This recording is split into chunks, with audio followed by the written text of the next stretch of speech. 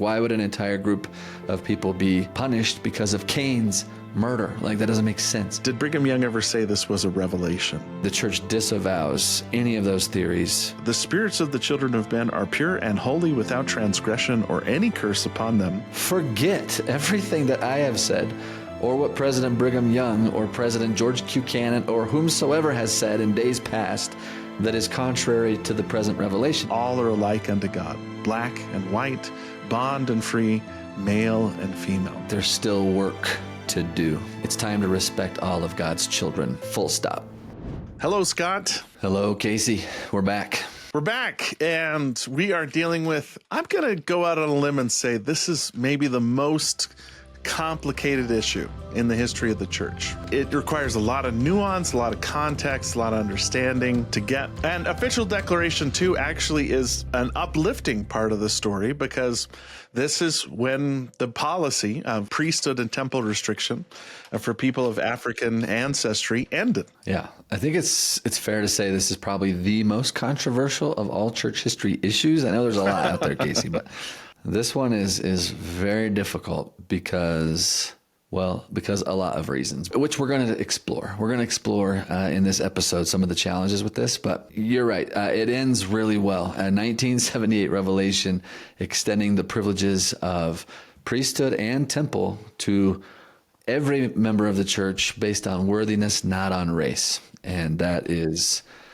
beautiful. It is powerful.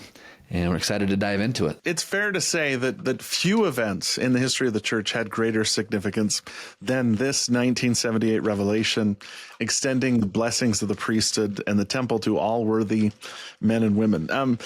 For instance, right before we hit record, you were on the phone with your mom, and you said to her, "Do you remember where you were in 1978?" And she immediately, "Oh, I was outside." Like, it's one of those, I remember exactly where I was when I found out this happened. Yeah, she called right before we pushed record to ask about Christmas presents. And I said, we're about to record our podcast about race and the priesthood. And yeah, I just said, do you remember where you were, what happened, and or when that happened? And she said, I do. Yeah. I was a girl outside. Yeah, boom, boom, boom. Yep, just light bulb memory. Classic Scott Woodward. Someone calls to talk about Christmas presents, and you're like, I wish to talk about race and the priesthood. And your mom pivoted just like that, just beautifully. I mean, what an amazing lady. She's marvelous. Shout out to Mom. Thanks, Mom. Yeah, your mom is great. We should call my mom and ask her where she was in 1978. There we go. I bring this up because it's a common thing for members of the church who were alive when this was given. And Scott, you weren't. I mean, I think I was like a couple days old when this was received. What do you remember about when this was received, Casey? I was so excited. They had to change my diaper. Let's say that. But I bring that up because, I mean, Dallin H. Oaks, actually, a couple years ago in 2018, when we came to the 40th anniversary of the priesthood revelation, President Oaks actually did this. He cited how he felt the moment that the revelation was received. In fact, here's what he said. He said, I remember where I was when I heard the news. I sat down on a pile of dirt and beckoned to my boys. He was outside too. He said, this is the scene etched in my memory of this unforgettable event. Sitting on a pile of dirt as I told my boys that all worthy male members of the church could now be ordained to the priesthood, and weeping as I spoke. So he remembers the exact moment. You might have heard the phrase stop the presses. This was a literal stop the presses moment.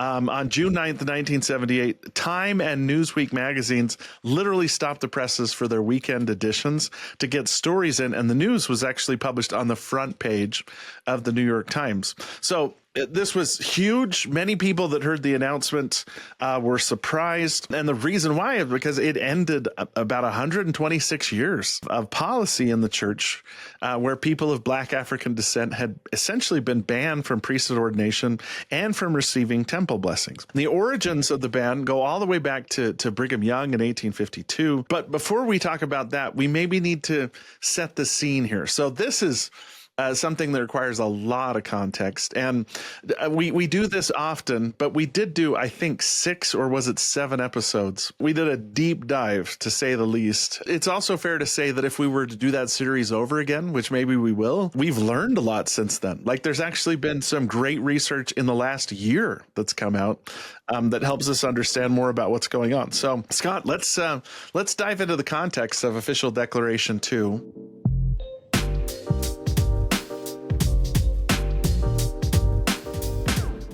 Hi, I'm Dow Wilson, CEO at Scripture Central. A couple things I want to do here for just a minute. First, I'd like to thank you for your engagement, for watching and listening to our programs.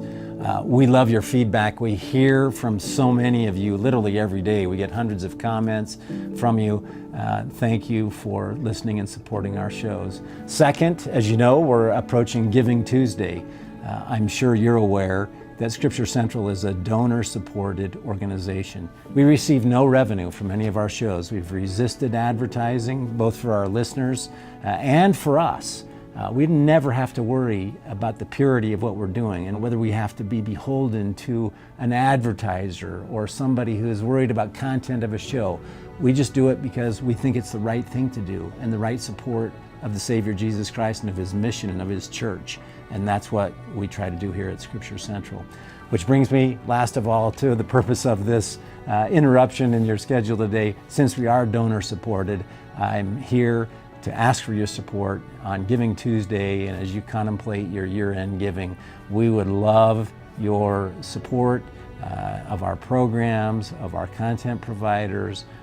There's information below on where you can contribute and how you can contribute, but it's the lifeblood of our organization. Let me just reiterate, to us, your support is the widow's mite. We take it on a very consecrated basis.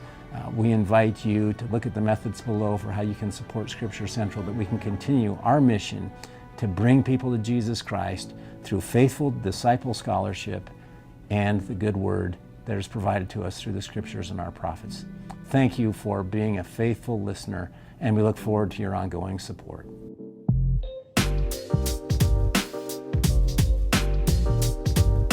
So if we go way back, even before the 1852 announcement of this ban, I mean, let's start with 1830. Let's start when the church was organized. Like, we did a full hour episode on this, and so we're going to try to be succinct right now. But the original context of like the church's policy or whatever on race, especially Black African race, is that there was no policy.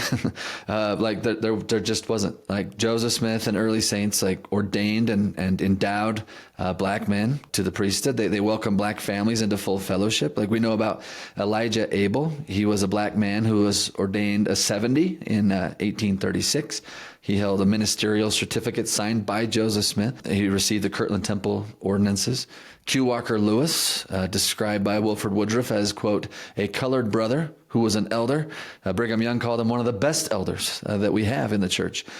Q. Walker Lewis. He was ordained by Apostle William Smith in Massachusetts. That's Joseph Smith's brother, William Smith. We discussed Jane Manning James and her family, who were personally received and employed by Joseph and Emma Smith, which is, I think, a tangible demonstration that the prophet was very inclusive. When the Nauvoo Temple was being announced, of course, Joseph Smith dies before the temple is completed, but an announcement in 1840 talking about the anticipated building of that temple announced that they anticipated people of all races, colors, to come and join with us and to worship our God in the Holy Temple. And so there was no priesthood or temple ban or restriction on anyone of any race, let alone Black African, in Joseph Smith's day. Now, when you zoom out and you see the context of America at that time, and we're talking pre-Civil War here, Casey, right? We're talking about a very racially fraught context that the church was organized into. And so the more you understand about the context of the time, I think the more remarkable it is that there was no racial ban or policy in Joseph Smith's time period. It was very progressive. It was pushing against some of the external pressures.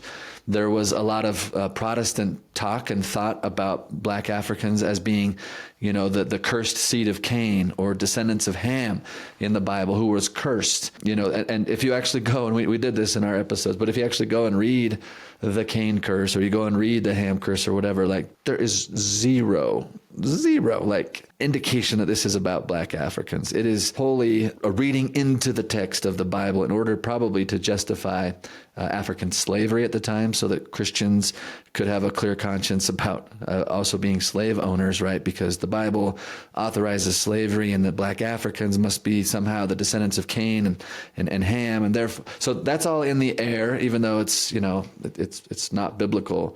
But people are reading it into biblical stories, and so that's all part of it. There's even like scientists who are saying things, like a scientist named Josiah Knott, who's saying things like that Black Africans are biologically inferior to whites. You know, we're talking about really like respectable people in society, like, you know, the Supreme Court and like some of the leaders of our nation are buying into this kind of rhetoric about Black inferiority.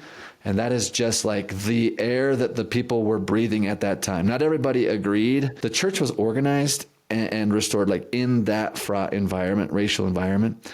And the fact that there wasn't like full inclusion in the church during Joseph Smith's time period, I think is pretty remarkable. And let me add to this. When we say views were extreme, we don't mean like extreme people in society held these views. These were mainstream views.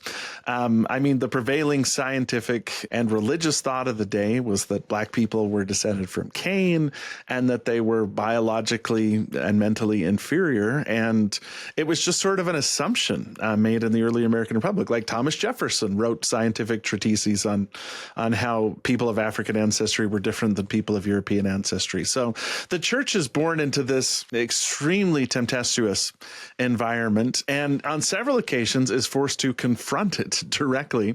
God asked us to build the city of Zion in a slave state. For instance, just maybe one anecdote. When Joseph Smith wrote his history, it seems like the vision he had of the city of Zion was a multiracial city, like a plural society. For instance, the first Sabbath that he attends in Jackson County, Missouri, he actually writes this. This is from his history. He said, "Brother William W. Phelps preached to a Western audience over the boundary of the United States, wherein were present all the families of the earth. There were several of the Indians, a respectable number of Negroes, and the balance was made up of citizens of the surrounding country who fully represented themselves as pioneers of the West. At this meeting, 2 were baptized who had previously believed in the fullness of the gospel." So Joseph Smith, when he's writing about the first Sabbath in Zion, says, "I was thrilled to see that there were Europeans, there were Black people, and there were Native Americans all present there." Like, it seems like his vision was to have a society that would overcome these racial differences. But as we noted in the past, Jackson County was a really difficult place to try and execute that vision. And what happens to the saints in Jackson County, in turn, causes them to have to seriously consider this question of race. Are we being too inclusive here, right? And one other thing that you do such a good job noting when I've seen you teach this is that belief when it came to slavery in particular was on a spectrum during this time. At one end of the spectrum was people who supported slavery, thought that it was God ordained, and their economic livelihood was based on it. And at the other end were abolitionists who believed that slavery should be ended. But most people were in the middle, which is a group that historians typically call anti-slavery, which is that they were generally opposed to slavery, but they wanted to phase it out gradually. They didn't want to use violence to end it, for instance. And in the church, you could have people who were pro-slavery. You could have people who were abolitionists like W. Phelps. And then you could have people that were kind of in the middle, that saw it as morally wrong, but didn't want war to break out over slavery, that didn't want to shed blood in order to end it. And all those people are found amongst the members of the church. And there were even slaveholders, right, that are members of the church from the South, and they're respectable church members in society. Obviously, there's going to be some differences of opinion amongst those who are from the North and the South on that issue, but they're all members of the church in good standing. And I mean, we had to deal with this a couple of weeks ago when we did Doctrine and Covenants 134, but the church adopted a neutral position on slavery, where they essentially said, we're not going to interfere with slavery, and on a practical level instructed its missionaries to not teach slaves unless they had permission from their owners, which, man, they had to do for the literal safety of the missionaries. Like, sometimes the missionaries were threatened with lynching if they were seen as doing anything that could be construed as inciting a slave uprising. So it's a potboiler situation that they entered into, to say the least. Yeah, so I guess the summary for this particular period, we would just say that a racial restriction for priesthood or temple privileges was not part of the Restoration's founding revelations. In fact, the founding revelations of the church, like Doctrine and Covenants, talking about taking the gospel to every nation, kindred, tongue, people, right? We're ordaining blacks. We're inviting all to come to the temple. And so there is not a whiff of any sort of racial restriction. So that's kind of Joseph Smith time period up until about 1847. So let's kind of switch the gears then to talk about when this starts to come into the church. And I have to put a plug in for this amazing book by Paul Reeve. You can pick up a copy at Deseret Book. It's called Let's Talk About Race and Priesthood. It's just a little over 100 pages.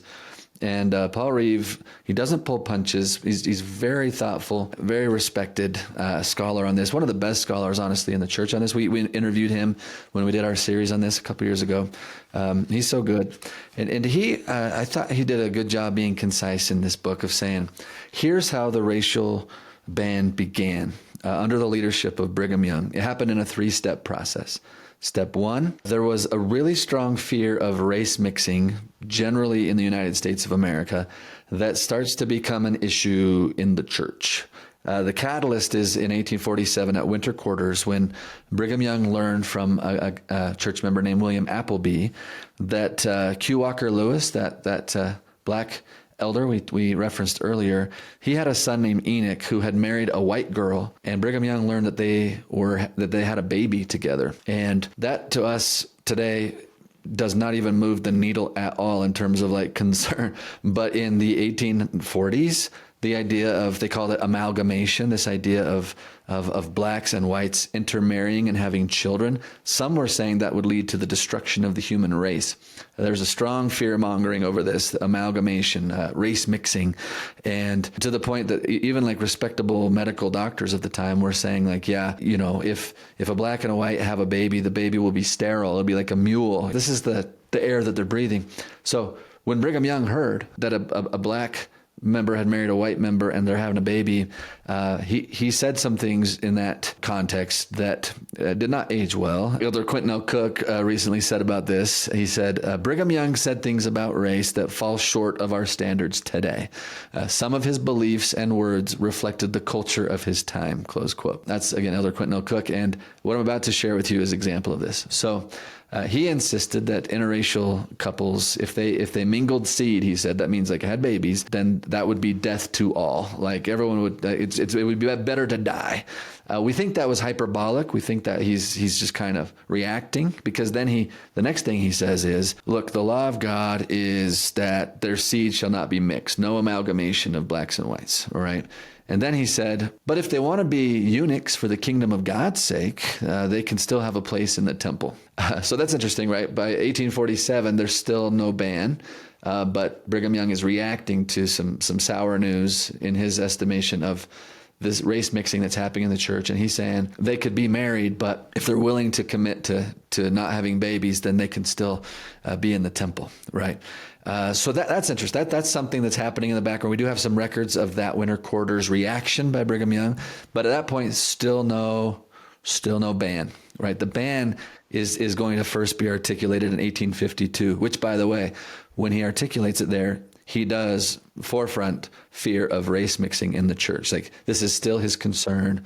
which comes out. This is very much par for the course for the time. We're not that far removed from this history. There were state laws, for instance, that forbade interracial marriage going into the 1960s and 70s. And it was just a really common belief that the races should not intermingle or marry with each other. And that's a concern that exists throughout America. Like, sometimes from our 21st century vantage point, we just don't appreciate how strong these feelings were in the 19th century. Every once in a while they show up again, but I don't think Brigham Young was outside of the mainstream in his views here. Let's talk about 1852 then. So in 1852, Brigham Young publicly articulated the ban as church policy and provided a theological justification tied to priesthood authority and civil rule. And so this is what Paul Reeve calls phase two.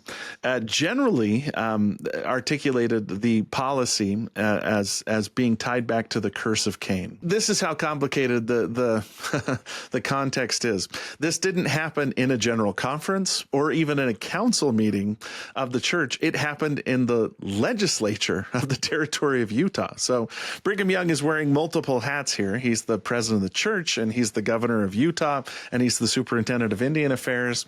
And they're debating back and forth what the laws should be. And in the middle of this discussion, in fact, it's during a debate with Orson Pratt, who's arguing against what Brigham Young is saying. The Brigham Young announces that they can't hold the priesthood because of the curse of Cain. This is challenging because we have earlier records from Brigham Young, specifically the Council of 50 Minutes, where it seems like he argues the opposite of this. For instance, in April 1845, this is from the Council of 50 Minutes, Brigham Young declared, "The spirits of the children of men are pure and holy without transgression or any curse upon them.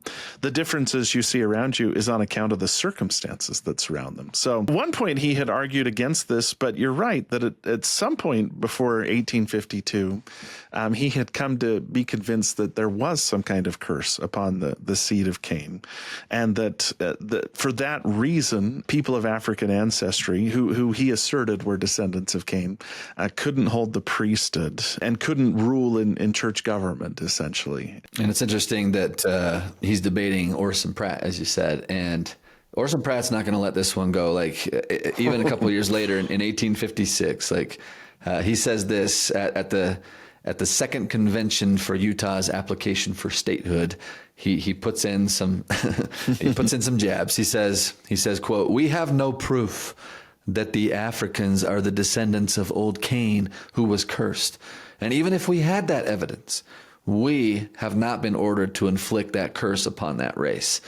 That's Orson Pratt. Like, he continues to push on this, and Brigham Young continues to push back. Brigham ultimately wins the argument, doesn't he, in terms of getting some legislation passed. It would legalize servitude in Utah and kind of create a place where church members who owned slaves who came from the South could continue to own them, but it was kind of a phased out slavery that Brigham Young was arguing for, and Orson Pratt is arguing against. And it's in that context where he literally says they are descendants of Cain and they have no right to hold the priesthood, not one jot nor tittle of priesthood, he says, close quote. So that's new stuff. A big question here that maybe we need to answer is, did Brigham Young ever say this was a revelation that was given to him? From the records that we have right now, it doesn't seem like he did. He asserts this as his own personal knowledge. He even at one point says that he was saying this even if there never was a prophet or apostle of Jesus Christ who spoke it before. He's saying, "I'm saying it right now," is essentially what he says. But he doesn't also say, "Thus saith the Lord," or "The Lord told me this." He's asserting that these are his feelings. That's a part of the context too that maybe is important as well. Yeah, he seems to be responding to Orson Pratt, who probably said something like, "No prophet or apostle has ever said anything like this before, Brigham," and he literally leans into that and says, "Well, if none have ever said it, I'll say it right now."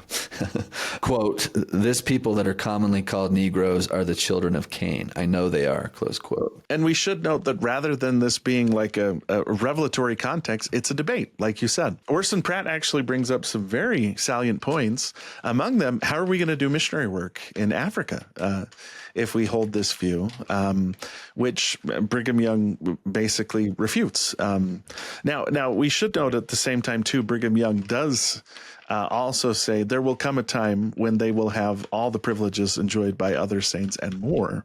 So he doesn't seem like he's articulating this as a permanent thing, but he is saying it's going to be the policy right now. But again, it's a legislative session, which is, it just shows how different the operations of the church and the government and everything were in this 1852 context. And we talked about when we did our series on this, that this isn't like a policy of the church yet. Like the church isn't even doing policies in the 1850s, right? It's not a policy until 1907, but it is like an understood thing based on this announcement at these legislative minutes.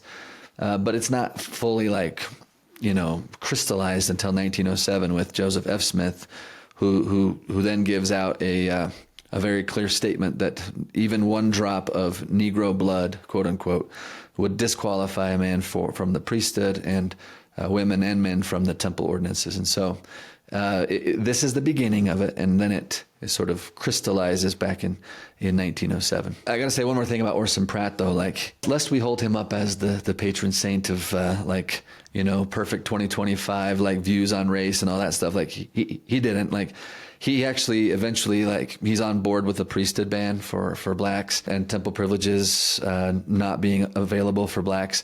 But he takes a different rationale. He disagreed with Brigham Young's Cain logic because he said, like, what about like the idea that men will be punished for their own sins and not for the sins or transgressions of their parents? Like, why would an entire group of people be punished because of Cain's murder? Like, that doesn't make sense.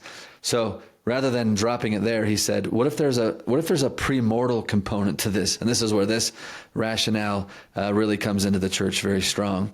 This idea that maybe some spirits, quote, received bodies among the African Negroes because of good and evil circumstances under which the spirits enter this world must depend upon the good and evil actions they've done in a previous life or in the previous world.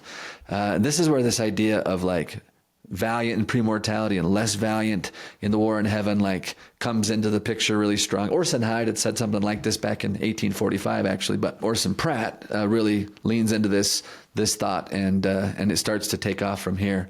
So we kind of have those three things going on, right? We've got the fear of race mixing, number one.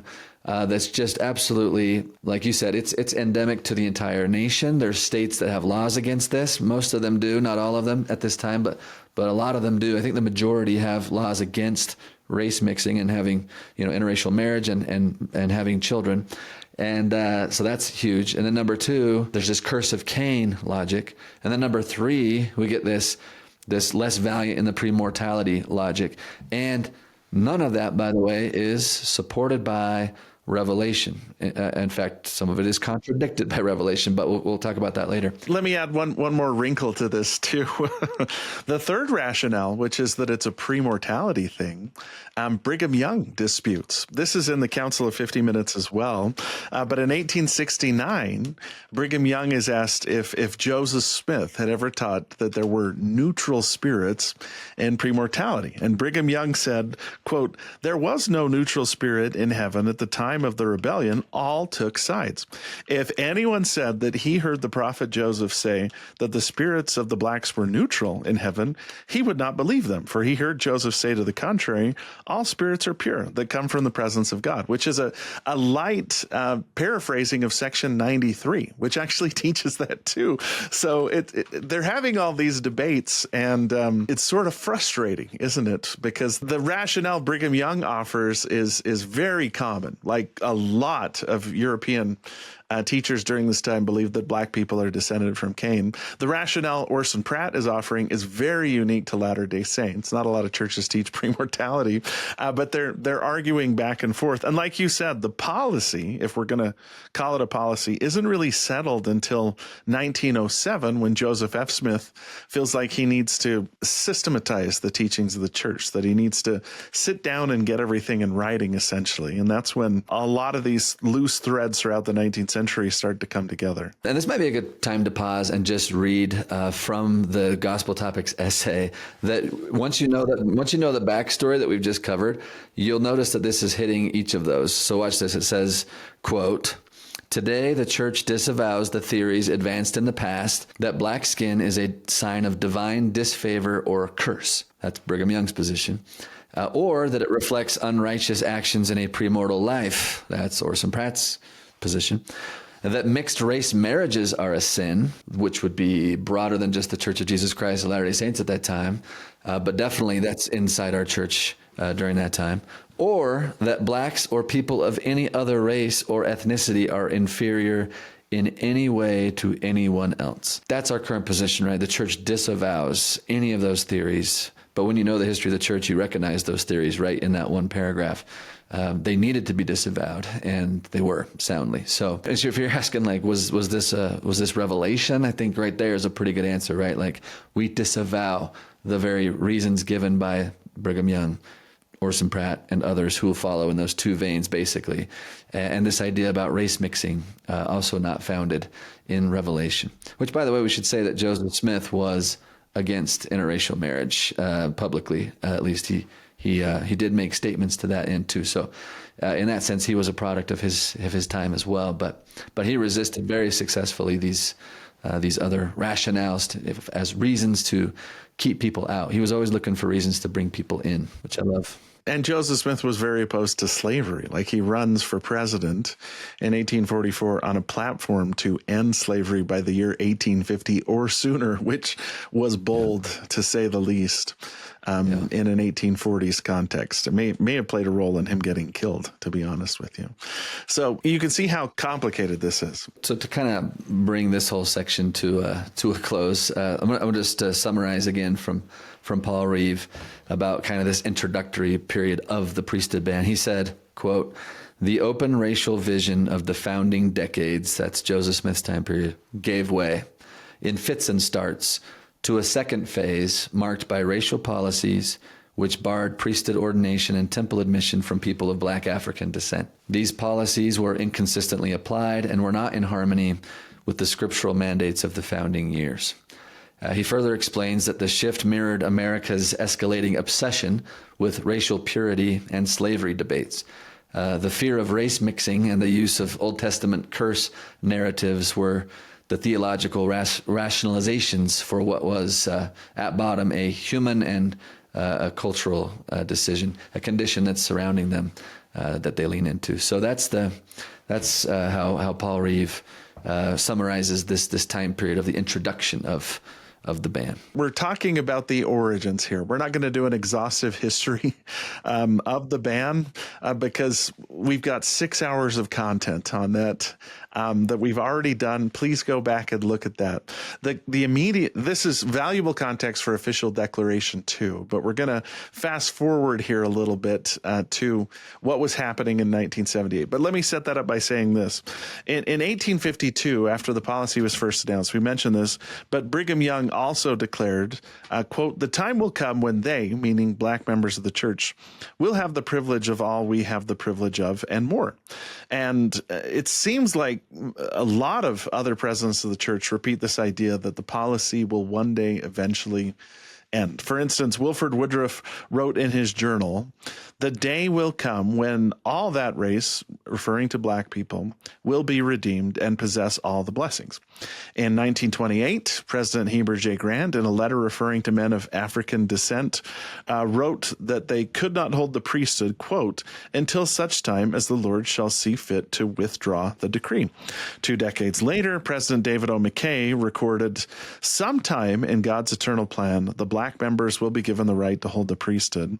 And in 1972, President Harold B. Lee said, "The black members will achieve full status. We're just waiting for that time." So all of these prophetic desires are weighing heavily on Spencer W. Kimball when he's called as president of the church in 1973. And many of our listeners will know President Kimball was not expected to be president of the church. Harold B. Lee was considerably younger than him and in better health. And President Kimball had all these health issues with his heart, with his voice, you name it, and he had dealt with it. But during his service to the church, it seems like he was uniquely prepared to sort of grapple with this issue linked to race. Ed Kimball, one of President Kimball's sons, said that during President Kimball's service, his heart had gone out to faithful priesthood-denied people whenever they resided in the world. And in 1977, President Kimball, again, there's some wonderful stuff written about this, and it's written by President Kimball's son. Ed Kimball, who's a marvelous guy, passed away a few years ago, wrote a 70-page article in BYU Studies that I highly suggest you read.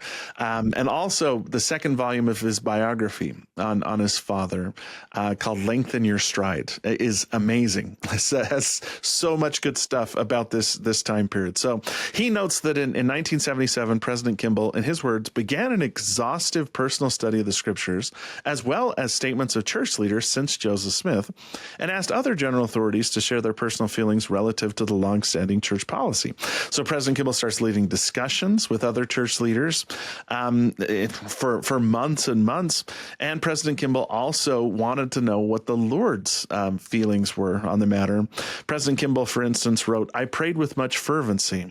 I knew that something was before us that was extremely important to many of the children of God." And he went to the temple alone, and especially on Sundays and Saturdays, so that he could be alone. And he explained later, "It went on for some time as I was searching for this because I wanted to be sure." Flash forward to 1978. On Tuesday, May 30th, 1978, President Kimball read to his counselors, who were Mary G. Romney and Eldon Tanner, a tentative statement that he had written in longhand, removing all priesthood restrictions from black members, except those restrictions as to worthiness that rest upon all. He said he'd had a good feeling about it. And 2 days later, President Kimball asked the other members of the First Presidency and the Quorum of the 12 to come to the Salt Lake Temple to further discuss the subject. Then on Thursday, June the 1st, 1978, the First Presidency and the 12 counseled for 2 hours on the subject, each expressing himself freely. At 2:45 p.m., they formed a prayer circle around the temple altar, and the Lord confirmed the wishes of the brethren to rescind the policy that prohibited African blacks from receiving the priesthood. That's the revelation, essentially. Yeah, momentous occasion. This is, I love that. At 2:45 p.m. is when they formed that circle, because this is one of those flashbulb moments for many of them. They'll talk about this. There were 13 men present. Elder Delbert L. Stapley was in the hospital, and Marky Peterson was in South America, but they had the majority of the quorum there. And they speak of a greater unanimity in the Council of the 12 and the First Presidency than they had ever experienced before. And many of them go on record talking about their experience. For instance, like Gordon B. Hinckley said, quote, "Not one of us who was present on that occasion was ever quite the same after that." President Benson, Ezra Taft Benson said, "Following the prayer, we experienced the sweetest spirit of unity and conviction that I have ever experienced. Our bosoms burned with the righteousness of the decision we had made." I love that one. President Thomas S. Monson, he said, "The revelation was clear. There was an outpouring of the Spirit that came over us. The prophet of God had received the Lord's answer, and it was confirmed by those members of the 12 who with him received the same revelation at the same time." And on and on. There's so many of these powerful eyewitness accounts that are worth looking at. As far as the two absent apostles go, the revelation was later shared with Elder Marky Peterson and Delbert Stapley. President Kimball informed Elder Peterson, who was on assignment in Quito, Ecuador at that time, through a personal telephone call. Elder Peterson later recalled, he said, quote, "I was delighted to know that a new revelation had come from the Lord. I felt the fact of the revelation's coming was more striking than the decision itself. On the telephone, I told President Kimball that I fully sustained both the revelation and him 100%. All three members of the First Presidency then go and visit Elder Stapley, who's in the hospital at that time, and he gave his approval of the revelation. So at that point, support for the revelation from the first presidency and the 12 had become unanimous. And let me address that for just a second. This is sort of a minor controversy, but I have heard some people, some of the more cynical people I know, say they waited until Elder Peterson was out of town to hold this meeting, which Marky Peterson had been an ardent defender of the priesthood policy, but he was an ardent defender of the church generally. That quote that we shared there from Marky Peterson shows that, yeah, he said, I sustained both the revelation and President Kimball 100%. And the very efforts that the first presidency made, first to go to the hospital and talk to Elder Stapley, and then to call Elder Peterson and make sure he was there, shows that they recognized that unanimity was very important when it came to this revelation being received and received the way that it was. That right there helps solve, I think, one of the biggest puzzles about why it took so long for this revelation to come, particularly because, as we talked about, kind of the rough start, the fits and starts of this policy, even coming into the church, growing out of its racial context. There was no revelation that started it, but there seems to be no church president after Brigham Young that puts a stop to it until President Kimball. And that's caused a lot of angst for some people. Like, how could this not be inspired if so many, it was 9 church presidents between President Brigham Young and President Kimball. Like, there's 9 church presidents and none of them stopped it. How could you say this wasn't an inspired policy? And I think what you just said right there is part of the key. Like, this is the first time the apostles had unitedly asked the Lord about this, asked him to rescind it. And the very first time the apostles got together and approached the Lord about this, he confirmed their decision to rescind it powerfully, right? In ways we just described, powerfully confirmed their decision. And so, Elder McConkie actually spoke shortly after this, 2 months later, to a group of Seminary Institute teachers, religious educators in the church, and he highlighted this. He said, when we seek the Lord on a matter, speaking of the 12 apostles in first presidency, when we seek the Lord on a matter with sufficient faith and devotion, he gives us an answer.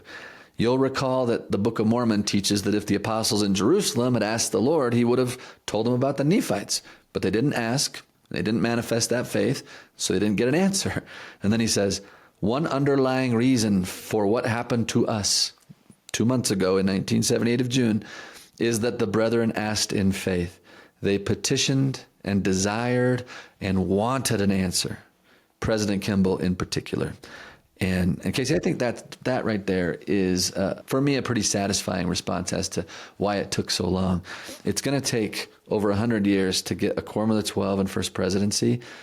Again, don't forget all the context outside the church and the culture and America and racial tensions and segregation and all the things. Like, keep all that in mind. It took over 100 years for the apostles to unitedly ask the Lord if we can extend the blessings of the priesthood and temple to all, regardless of race. And as soon as that happened, boom, the revelation came. This whole episode and studying it has led me to see how important it is for unanimity to be built among the leadership of the church.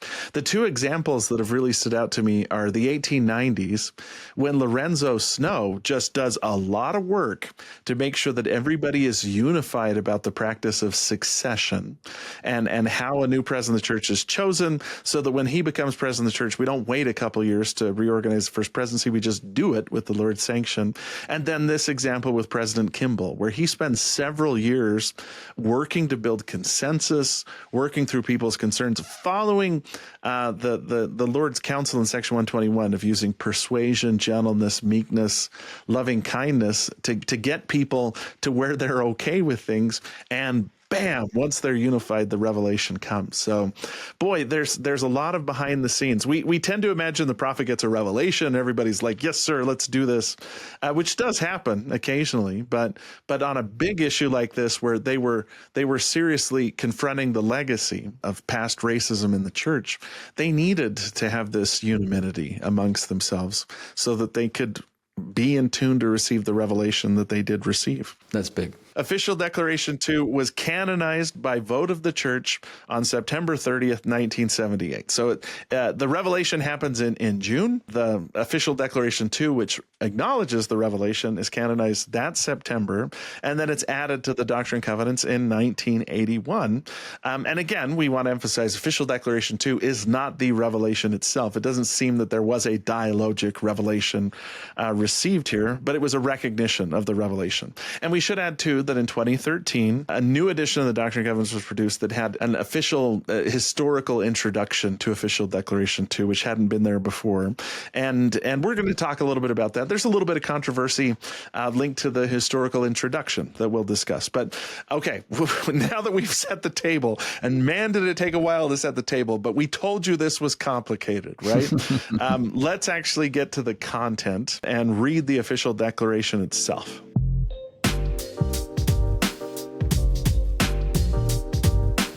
Okay, so the way that it's in our scriptures right now, it gives you a little context even to how this was read to the members of the church. It says, "To whom it may concern, on September 30th, 1978, at the 148th Semi-Annual General Conference of the Church of Jesus Christ of Latter-day Saints, the following was presented by President N. Eldon Tanner, first counselor in the first presidency of the church." Here's what he said, quote, "In early June of this year, the First Presidency announced that a revelation had been received by President Spencer W. Kimball extending priesthood and temple blessings to all worthy male members of the church. President Kimball has asked that I advise the conference that after he had received this revelation, which came to him after extended meditation and prayer in the sacred rooms of the Holy Temple, he presented it to his counselors, who accepted it and approved it. It was then presented to the quorum of the 12 apostles, who unanimously approved it, and was subsequently presented to all other general authorities, who likewise approved it unanimously." After the 12 had accepted, they have a sacred, solemn assembly in the temple where they invited all the 70s to come, and the 70s were asked to sustain this after testimony was heard from those who were there when the revelation was received, and so that had happened as well. Okay, and then he said, "President Kimball has asked now that I read this letter." And Casey, do you want to read the letter? Yeah, and let me just add parenthetically, Marion D. Hanks, who is one of the 70 that was in that meeting, his son just wrote a really great biography of his dad, where he describes his dad's experience sitting in that meeting when they make the announcement. And his dad, who had been wrestling with this issue for years and years, just was overwhelmed. And Eldon Tanner, President Kimball has now asked that I read this letter. Here's the letter. June 8th, 1978. "To all general and local priesthood officers of the Church of Jesus Christ of Latter-day Saints throughout the world. Dear brethren, as we have witnessed the expansion of the work of the Lord over the earth, we have been grateful that people of many nations have responded to the message of the restored gospel and have joined the church in ever-increasing numbers. This, in turn, has inspired us with the desire to extend to every worthy member of the church all the privileges and blessings which the gospel affords. Aware of the promises made by the prophets and presidents of the church who have preceded us that at some time in God's eternal plan, all of our brethren who are worthy may receive the priesthood, and witnessing the faithfulness of those from whom the priesthood has been withheld, we have pleaded long and earnestly in behalf of these, our faithful brethren, spending many hours in the upper room of the temple, supplicating the Lord for divine guidance. He has heard our prayers, and by revelation has confirmed that the long-promised day has come when every faithful, worthy man in the church may receive the holy priesthood, with power to exercise its divine authority and enjoy with his loved ones every blessing that flows therefrom, including the blessings of the temple. Accordingly, all worthy male members of the church may be ordained to the priesthood without regard for race or color. Priesthood leaders are instructed to follow the policy of carefully interviewing all candidates for ordination to either the Aaronic or the Melchizedek priesthood to ensure that they meet the established standards for worthiness. We declare with soberness that the Lord has now made known his will for the blessing of his children throughout the earth, who will hearken to the voice of his authorized servants and prepare them to receive every blessing of the gospel. Sincerely yours, Spencer W. Kimball and Eldon Tanner, Marion G. Romney, the First Presidency. Then, once that letter was read, President N. Eldon Tanner said, quote, "Recognizing Spencer W. Kimball as the prophet, seer, and revelator, and president of the Church of Jesus Christ of Latter-day Saints, It is proposed that we as a constituent assembly accept this revelation as the word and will of the Lord. All in favor, please signify by raising your right hand. All the hands go up. Any opposed by the same sign? None. And then it says, the vote to sustain the foregoing motion was unanimous in the affirmative. Salt Lake City, Utah, September 30th, 1978. I'll just say it's really nice to read that. It feels like I've scrutinized all the sections of the Doctrine and Covenants, but this one I just kind of I haven't read it through carefully, and man, like it was getting misty in here when I was reading the language where they talked about the faithfulness. Of those from whom the priesthood has been withheld. That President Kimball was saying, you know what, we see you, and we see those of you that have been faithful in spite of being unable to hold the priesthood. That is just really cool. That hasn't hit me before, because maybe I haven't sat down and just read through this word for word until just now. So powerful language in every section of the Doctrine and Covenants, but I love that part of this official declaration. You can call it in some ways an intercessory prayer. The way he said it here, we have pleaded long and earnestly in behalf of these, our faithful brethren, spending many hours in the upper room of the temple, supplicating the Lord for divine guidance on their behalf. It's beautiful, Casey. Thank you for sharing them. And this is an intercessory prayer from a prophet pleading on behalf of a group of people to give them the full blessings of the gospel. What's more beautiful than that? Powerful. All right, so let's talk controversies. What could there possibly be?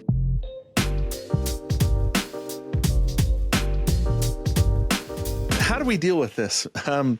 For instance, the historical introduction, which was introduced in 2013, which was a landmark, by the way. There's still people that reach out to me and basically say, no, didn't the practice originate with Joseph Smith? The historical introduction that was introduced then made a number of landmark statements. Again, the introductions aren't canon, but they're very official statements, about as official as it gets. But the historical introduction acknowledges that people of African ancestry were ordained under Joseph Smith. But there's been controversy among people recently because the historical introduction also says church records offer no clear insights into the origins of the practice. That is in dispute a little bit, right? So it seems like we know quite a bit about the origins of the practice. What would you say about that? If someone said, well, we don't really know the origin of the practice, strictly speaking, is that the best thing to say at this point? Yeah, at this point, no, that's not the best thing to say. I can see where people are coming from when they say, like, well, maybe this was a revelation because we just don't know the origins of it, right? But by now, okay, it's 2025. Casey, we know, according to the best researchers on this topic, which you mentioned, a lot of it's been done in the last 10 years. That statement was 2013. That happens to be the same year that I think the Gospel Topics essay on this comes out that same year. Since then, like we mentioned, Paul Reeve has published a couple books on this topic. One of them, a Deseret book, and other great research as recently as this last year. Some research by Matt Harris. Russell Stevenson has looked into this deeply. He's got a great book on the topic as well. And I would just say that according to the best researchers on this topic, the statement that, quote, records offer no clear insights is no longer really historically defensible. I think that's fair. We know more now than we did back in 2013 thanks to their research, especially with the 1852 speeches now publicly available that provide context for the shift in policy. Once we get into that, we can see the rationale is actually explicit. We do know, like Brigham Young established that by first conflating black people with the curse of Cain, stating that this people that are commonly called Negroes are the children of Cain. I know they are. And then he says, I know they can't bear rule in the priesthood. See, that's a rationale. That's a reason, right? That's a reason. He also brought up the race mixing, that this was a problem, that we want to keep the races separate. This is part of the thing. We don't want blacks to rule in the church, right, because of all the fraught nature of the historical context of that time. And then this rationale is later put in competition with the rationale of being less valiant in the premortal life, that theory. But we do know the origins, like both those explanations used to justify the ban are very historically documented now. And I don't think there's a lot of dispute as to the origins of the ban as such, right? I hope that one day that heading is updated. There was just a batch of headings that were updated. That was not changed in this round. Hopefully it could be updated in the next round, because we've got a lot better, more, I think, robust research on this now that I think is pretty indisputable. You and I were both delighted to see that, for example, the heading to section 119, which prior to 2025 had made it sound like the law of tithing replaced the law of consecration, which we argued, no, that's clearly not what the Revelation says, was updated to reflect that wasn't the case. And I went back and looked at that to see if there'd been any changes to the introduction to official declaration 2, and there haven't been. And you know what? We live in a new era where instead of producing a whole new edition of the Doctrine and Covenants, because it's almost all electronic now, they can issue updates from time to time. I don't think there's any ill will here, right? I want to say that the 2013 historical introduction is groundbreaking. Like, I'm just so glad that it's there. And I can actually point to it and say to my students, yeah, Joseph Smith doesn't appear to have been the originator of this practice. The second thing is, I would also say that them saying church records offer no clear insights into the origins of this practice. Yes, we have learned a lot since then, but are there still unanswered questions? Yeah, a ton about the origins of the priesthood practice, and also that those historical introductions aren't meant to be exhaustive. that there's a lot of them in the Doctrine and Covenants that I could look at and say, oh, they should have put this or this or this in, but it's intended to kind of give you the bare minimum. Here's what you need to know what was going on at the time. So maybe it will be changed or updated in the future, but I also don't want to back away from acknowledging that in 2013, it was a real game changer when those historical introductions were put into Official Declaration 1 and Official Declaration 2.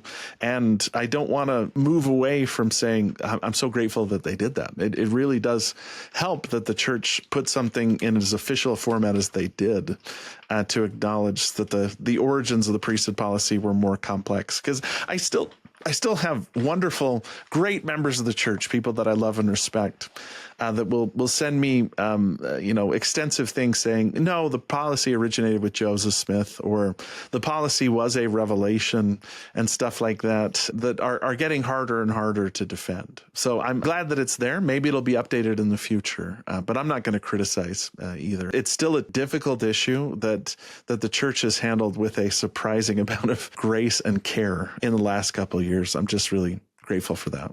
I'll point out one thing that church records offer no clear insights on in terms of the origins of this practice. And I've had extended conversations with Paul Reeve about this, and Russell Stevenson, two of our great scholars on this. I've pushed them to try to understand what happened between 1847, when Brigham Young actually in Winter Quarters defends Q. Walker Lewis as being one of our best elders, and he says we don't care about the color, to 1852, when he clearly cares about the color, and now blacks are not allowed to be ordained to the priesthood.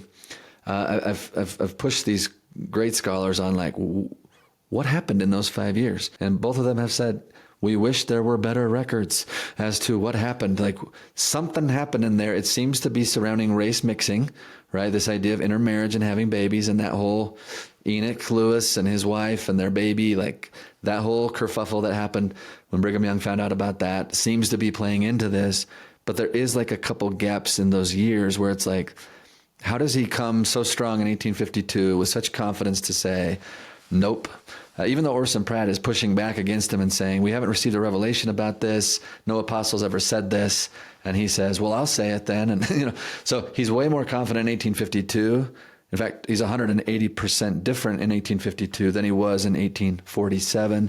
And let's go ahead and acknowledge there are not clear records as to exactly when he flipped and why precisely, although we suspect it's around that race mixing issue. So I think that's fair, right? That is a blind spot still, and we wish there were better records, but there there are not. And a responsible historian, is going to always be willing to say, we just don't know. We can infer things. We can make connections, but we don't know everything that we want to know. And I think, everybody that's dealt with this that we've cited here, like Paul Reeve and Russell Stevenson and Matt Harris, have been fairly responsible in their handling of the sources. So my concern is that people hide behind the phrase, we don't know everything, to basically suggest that maybe this was inspired. Maybe God inspired. And it's like, seriously, can you really say that? Like, think about it. Like, the whole rationale Brigham Young did give when he was very confidently teaching this is Cain. That's been disavowed. The very rationale that Orson Pratt gave to defend this was premortal less valiancy. That's been disavowed. The whole fear mongering in the United States and within the church about interracial marriage has been disavowed by our current church leaders. The revelation in 1978 overturned that policy very clearly, very quickly, as soon as there was a unanimity among the quorum. And then we've got statements like, for instance, just 2 months after this revelation was received, Bruce R. McConkie, in that same talk I quoted earlier, and this is as close to quote unquote an apology as you're ever going to, I think, hear, but he said this to church educators. He said, forget everything that I have said, or what President Brigham Young or President George Q. Cannon or whomsoever has said in days past that is contrary to the present revelation. And then here's his admission. He says, we spoke with a limited understanding and without the light and knowledge that is now come. That's really good. Elder McConkie, right there, okay? And also the church essay in 2013 do go as far as to say any explanations that were given for any rationales for the priesthood policy the church has disavowed. In fact, you read this already, but this is from the 2013 Gospel Topics essay. Today, the church disavows the theories advanced in the past that black skin is a sign of divine disfavor or curse, or that it reflects unrighteous actions in a premortal life, that mixed race marriages are a sin, or the blacks or people of any other race or ethnicity are inferior in any way to anyone else. So, yeah, the reasoning, the rationale behind the priesthood and temple policy has been disavowed by the church. Last summer, summer 2025, under topics and questions on Gospel Library, a whole new bunch of material on race and the priesthood, including a number of common questions, was published, and that is very, very updated, and it connects to primary sources and a lot of things that are really helpful in understanding this. So I recommend that as well. So the church has gone as far as to say, yeah, the reasoning explaining this we disavow. Or you quoted that statement by Quentin L. Cook where he said Brigham Young said some things that don't reflect our current understanding and that were products of his time, which we always run into this, and we have to grapple with it, that prophets are fallible. We don't believe in infallibility of prophets, and we also believe the prophets are influenced by their external environment, and we take that into account when we make our judgments. Yeah, I think that is at the heart of why this is such a hard topic, Casey, is because of our discomfort with prophetic fallibility. Like, we love the prophets.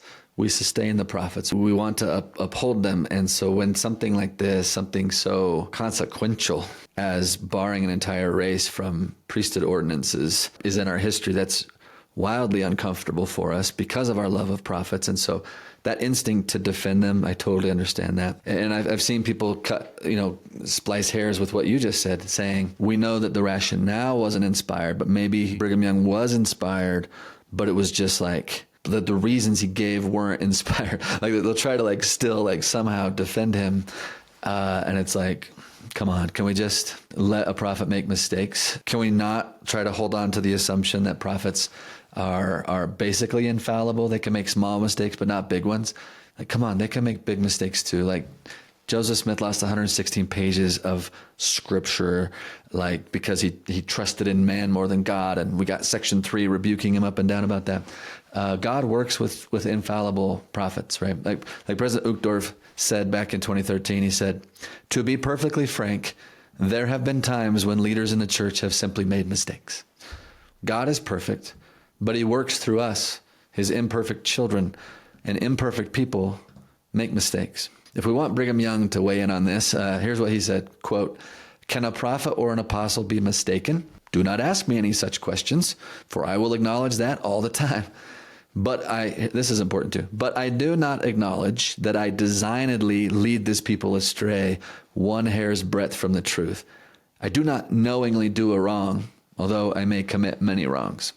I love the balance in that statement of my heart's good, even though I might make mistakes. I'm not trying to lead anyone astray, even though I might commit many wrongs. And I think we're getting closer with the Gospel Topics essay, with Paul Reeves' book being published at Deseret Book.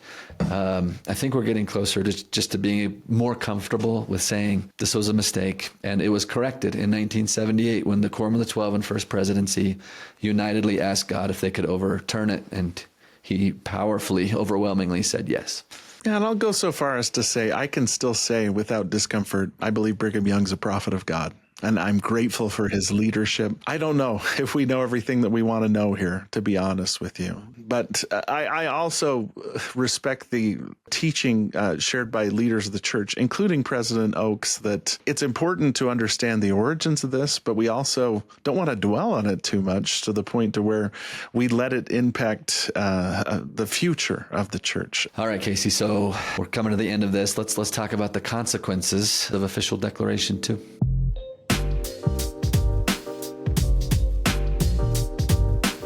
It's difficult to adequately state the consequences of official declaration 2, but let's provide a couple snapshots of members of the church around the globe, particularly those of African ancestry. So, for instance, on June 11th, 1978, just days after the revelation came, Joseph Freeman was the first man of African descent to be ordained an elder, and he and his wife were sealed in the Salt Lake Temple just a couple days later. In November 1978, the first missionaries were sent to Nigeria to establish the church in that part of Africa. And at the time, there were fewer than 1,000 African Americans among the church's 4 million Latter-day Saints. By 1998, this is 20 years after the revelation, there were an estimated 500,000 members with African roots and an estimated 100,000 in Africa and the Caribbean, another 300,000 in Brazil. But let me personalize this. One story that really touched me was the story of Helvetia and Ruda Martins, who were both black members of the church in Brazil. They were stunned when the revelation was given. In fact, this is what Helvetio later recalls. He said, "I could not contain my emotions. Ruda and I went into our bedroom, knelt down and prayed. We wept as we thanked our Father in heaven for an event we had only dreamed about. The day had actually arrived in our mortal lives." And 2 weeks later, Helvetio received a Melchizedek priesthood and then was given the privilege of ordaining his son, Marcus Martins, who I've met. Marcus Martins was the head of the religion department in BYU, Hawaii for a number of years. Helvetio later said, when he did this, when he ordained his son, "I felt as if I would explode with joy, happiness, and contentment. What an incredible experience for me and Marcus." And I cited him because in 1990, Helvetio was ordained as a General Authority 70 and became the first person of black African descent to receive a calling as a General Authority of the church. Elder Martins, when he was called, said this, "I was not called by the Lord to represent any specific race, nationality, or ethnic group of his children. I was called by prophecy, revelation, and the laying on of hands to represent God's children, be they white, black, or any other color, whether they live on earth." And less than 13 years earlier, I had been given the priesthood. And now I stood at a pulpit that some of the greatest men of all time had occupied, with the living apostles and prophets seated directly behind me. So Helvetio and Ruda Martins are just a sample of people that were affected by this revelation and the inclusion of official declaration 2. It's such a powerful thing, and I just wanted to have the voice of someone whose life was immediately changed by this and then went on to affect great change within the church. We should share a couple of statements from President Dallin H. Oaks, who said some great statements about all of this. Like, for instance, on one occasion, he explained, "Whether we look on the revelation as the end of the beginning of the restoration or as the beginning of the end of what it portends, it is difficult to overstate its importance in the fulfillment of divine command that the gospel must go to every nation, kindred, and people." That one's awesome. And then in 2018, on the 40th anniversary of the priesthood revelation, President Oaks offers the following commentary. He said, and this is so good, he said, when we consider what has happened in the Church of Jesus Christ of Latter-day Saints and in the lives of its members since 1978, we all have cause for celebration. Institutionally, the church reacted swiftly to the revelation on the priesthood. Ordinations and temple recommends came immediately. The reasons that had been given to try to explain the prior restrictions on members of African ancestry, even those previously voiced by revered church leaders, were promptly and publicly disavowed. He goes on. Institutional policies or practices that could have inhibited the full integration of members of African ancestry, such as the separate congregations common in many Christian churches, were prevented by the continuation of the long-standing LDS policy of ward membership being determined geographically. Similarly, membership records continued to make no mention of race or ethnicity. The Lord had spoken through his prophet, and his church obeyed. In contrast, changes in the hearts and practices of individual members did not come suddenly and universally. Some accepted the effects of the revelation immediately and gracefully. Some accepted gradually. But some in their personal lives continued the attitudes of racism that have been painful to so many throughout the world, including the past 40 years. Others have wanted to look back, concentrating attention on re-examining the past, including seeking reasons for the now outdated restrictions. However, most in the church, including its senior leadership, have concentrated on the opportunities of the future rather than the disappointments of the past. Tremendous line right there. He says, we have trusted the wisdom and timing of the Lord and accepted the directions of his prophet. We have realized the eternal significance of God's prophetic teaching that, quote, one being is as precious in his sight as the other, quoting Jacob 2:21. In doing so, he concludes, we have received new impetus to fulfill the command that we are to teach the everlasting gospel unto all, to all nations, kindreds, tongues, and people, close quote. Good stuff, right? Right. An acknowledgement that the revelation didn't immediately change the hearts of every person, and that some of us still grapple with some of these issues today, and will for some time for the immediate future. But that line, the senior leadership have consecrated on the opportunities of the future rather than the disappointments of the past, maybe frames this for us. Like, what can we do for this? How can we work towards the goal of building Zion now that the Lord has made this change? And I love the way that Paul Reeve established this. We talked about different phases. He talks about a new phase where he says, it did not mark something new as much as it reestablished a commitment to the founding principles of the revelation. Like one text that gets quoted all the time in the church, and it should be quoted and shouted from the rooftops, is that idea in the Book of Mormon that all are alike unto God, black and white, bond and free, male and female. That is such a powerful statement. That has been with us since the beginning of the restoration, and it's something that we should all carry in our hearts with us. In fact, let me maybe take us home with a statement from Russell M. Nilsson, our recently departed prophet. He said this: God does not love one race more than another. I assure you that your standing before God is not determined by the color of your skin. Today I call upon our members everywhere to lead out in abandoning attitudes and actions of prejudice. I plead with you to promote respect for all of God's children. So those are our marching orders right now. That's what the Lord has asked us to do. And not just be good people, not just, passively don't cause problems, but he says we're supposed to lead out in helping solve these problems and bring justice and equity to everybody. Yeah, and it seems like there's still work to do, right? There's still work to do. There are still brothers and sisters in our church who may not feel like they've been treated equally. And I think we can help lead out, as President Nelson is saying, in making sure that doesn't happen in our sphere of influence, right? We don't want to ever be complicit to this scourge of elitism that has plagued really good men and women in times past. Let's just root it out of our souls. If we see any vestige of it still there, let's get it out. That's a great call to repentance. It's a very positive call to repentance from President Nelson. It's time to respect all of God's children. Full stop. Amen. Well, that was a fun ride. And like I said, if you want a more in-depth discussion, we've got some other stuff.